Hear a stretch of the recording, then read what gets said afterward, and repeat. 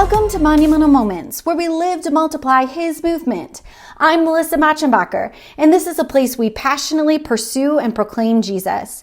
Today's Monumental Moment is titled, Say Yes to the Dress. Have you ever heard of the phrase, say yes to the dress? What about the TV show, Say Yes to the Dress? It's a television show where brides head in with family and friends to posh bridal stores to try on dream wedding gowns. Women spend hours and hours trying on so many different styles and sizes and shades of white in hope of finding the perfect dress to wear on their dream wedding day. Precious loved ones give their opinion on the various gowns as they sit in cushy chairs surrounded by glitz and glamour and glitter. The bride goes back and forth in thoughtful contemplation, and then after trying on so many different options, she finally says yes to the dress. She holds up a cute little sign that says, I said yes to the dress, as she poses for her Kodak moment.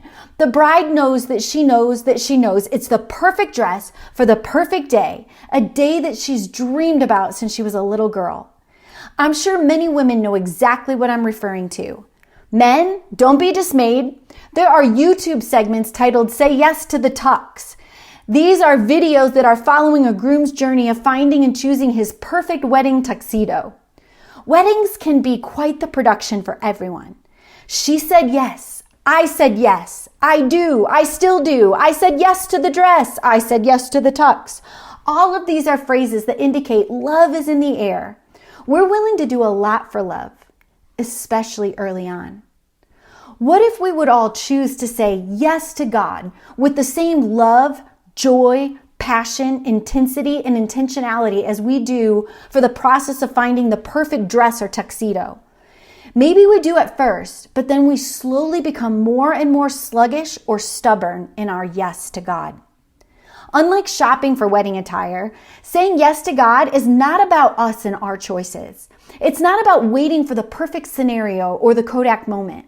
Saying yes to God is about hearing and listening and obeying God immediately. As an added bonus, we can learn to enjoy the journey with God along the way.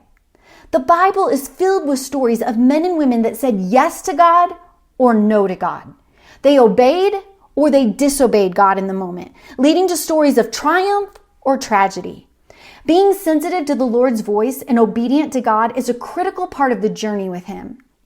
I love the sensitivity of young Samuel in the Bible when the Lord speaks to him. Samuel hears the Lord and he responds.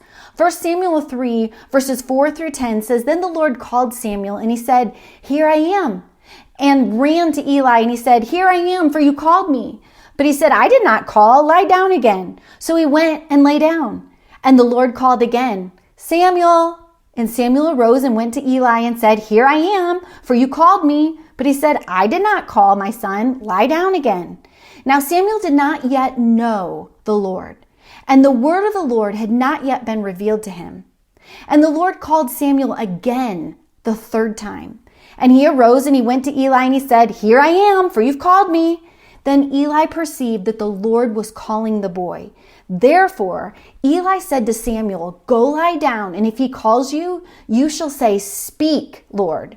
Your servant hears. So Samuel went and lay down in his place.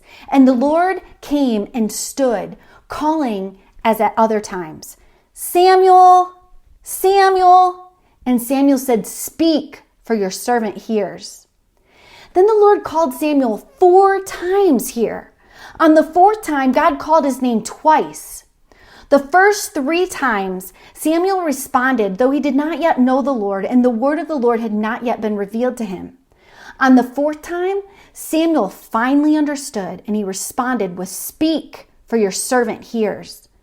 The Bible goes on to say in 1 Samuel 3:19, And Samuel grew, and the Lord was with him, and let none of his words fall to the ground.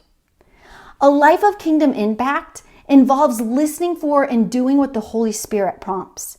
It's about growing, listening, obeying God, and not letting any of his words fall to the ground.